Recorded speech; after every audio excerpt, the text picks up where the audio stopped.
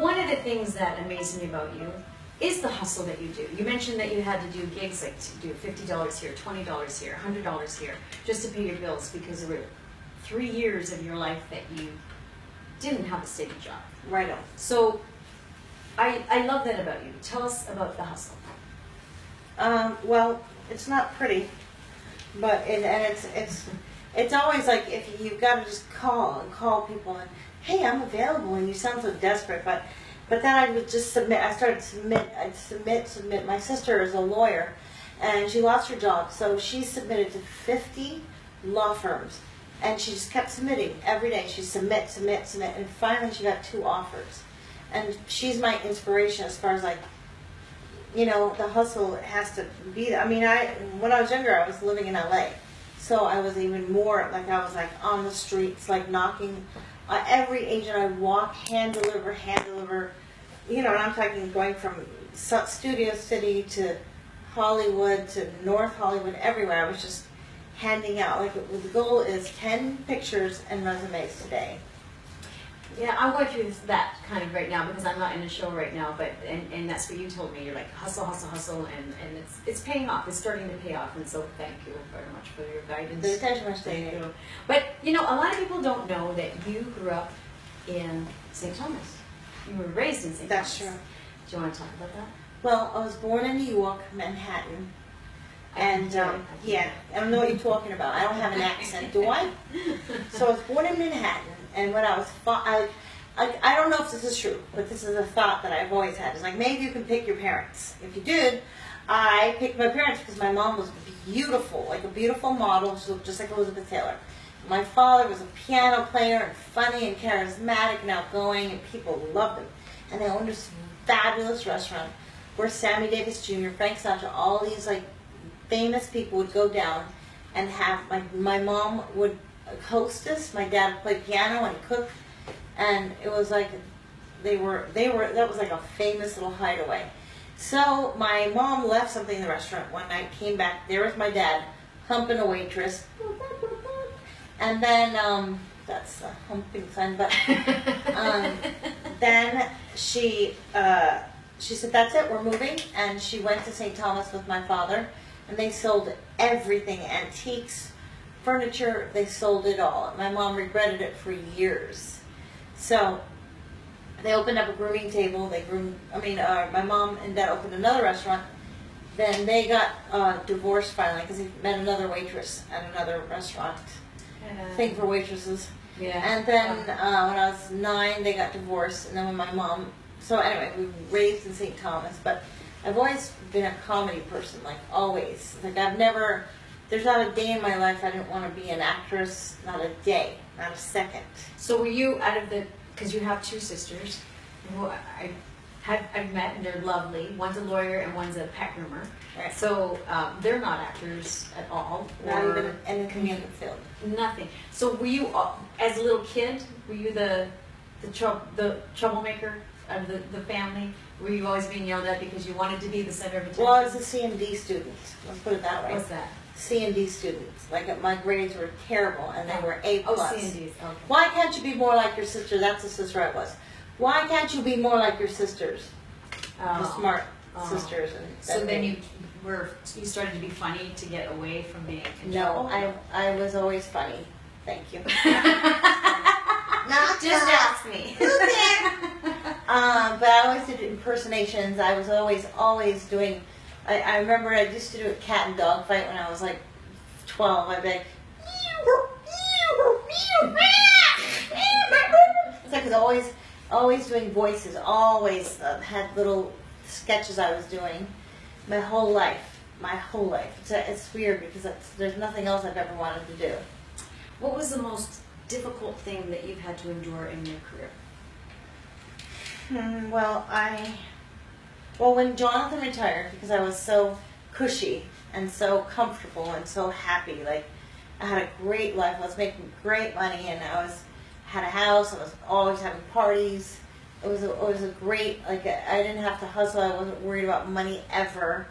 That was so great. But then, 3 years of hustling and trying to. But I mean, are you saying the worst job I ever had? The worst moment in your career? Not the worst job, the worst moment. The moment. How much time do we have? I have a few of them. Does one stand out, or you want to talk about a couple of them? Well, I think, well, at the Comedy Store when I was doing stand-up comedy, it was like Apollo night, which is, you know, the night where it was mostly African Americans. Okay, all African Americans in the audience. And so if you weren't African American, it was like, get off the stage, you ain't funny, girl! So you're just like, I have the microphone and I don't have to get off if I don't want to. So I was literally booed off the stage. Oh. It was horrible. That is horrible. Horrible. Oh. But, you know, it didn't make me any stronger, but I just was booed off the stage. I'll never forget that. Oh, wow. There's a lot of things we have to do in this career to get thick-skinned, isn't there? A lot of tears we have to The Comedy Store was pretty, like, rough because it was a boys' club for sure. And, like, even one time, this comic, I think he's dead now, or I hope, but he thought it was so funny. He goes, all right, well, now speaking of pussy, this next comic coming on stage, like, really? That's how you're introducing me? And it was hard to get over. It's hard to get over when someone introduces you so awful. So, anyway. But you did. You overcame it. Two of my favorite moments. What's your favorite moment? Your most favorite moment in your career? Well, I think one of my highlights was doing Comedy Central with Amazing Jonathan. I was so skinny, and it was like a standing ovation, and it was fabulous. It was a fantastic. Being on TV for me is the greatest thing of my whole life. I've been on TV probably 10 times, and I've had lines here and there, and it's just a great experience. To get a call back and then you're booked. Yeah. I love that. Like, you're booked on this. They booked you on this. It's a great feeling. Yeah. But what was the most? So Comedy Central is the one that stood out the most. The best and greatest thing ever. Really? The whole thing was great. And then working for Cirque du Soleil, because it's a top-notch company. It's like being on a TV show, kind of, because that's how they treat you backstage. You know, what kind of makeup do you need? We'll get it for you. And I'm like, oh, okay. We're making your costumes. What?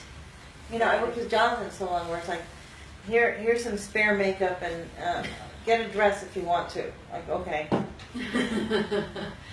Where do you see yourself in 10 years from now? Well, I always see myself in LA, living in LA in a house, on TV, doing voiceovers, having being famous. That's in LA probably. That's how I see myself. So, doing voiceovers and being on a TV show. yeah. Which TV show? I don't know. It's not there yet. It's getting written right now as we speak. A role for Penny Wiggins. Yes. You're writing it? Somebody else is writing it, and they're casting me in it. Oh, I'm so happy for you. I can't wait to see it. Can there be a cooking scene with you and I? Yes. Penny and I used to cook together because we were roommates, and Penny loves the high button on the. Because I want it to cook fast, and I want it cooked now. Fast. Yep. And I don't like the microwave, but I like crispy and chewy. So crispy and chewy, and everything. And that's how you make it crispy and chewy. Is you put it on high. It cooks faster. Sometimes it burns, but you know, you just don't eat the burnt part. No. Sometimes we have to scrape it off. You know, it's like hard scraping off each individual bean. But you know, we do it because that's how we cooked. I would turn it down, and then Penny would go back and turn it up again, and it would just kind of fun a little bit. I know, it was like fun. Why is the food taking so long? Kelly! Forever. And I show her the box. It says 30 minutes. 30 minutes. No, I want it done in 5. I want it now. So can there be one of those episodes? Sure. Awesome. Cool. So when can we expect to kind of see some of this? Some of what? The new show that is being written for you. Once I'm in 5 years when I'm not working with show now in Cirque anymore. Right. Oh, okay. Well, I look forward to that. Okay, me too. That would be awesome. Thank you so much for watching today, and thank you for my special guest, Penny Wiggins, coming into the studio today. And thank you. This has been the backstory with Kelly Vohnn. Don't you ever mention any of this. Oh, is it still rolling? Oh, turn it off! Turn it off! Oh my gosh!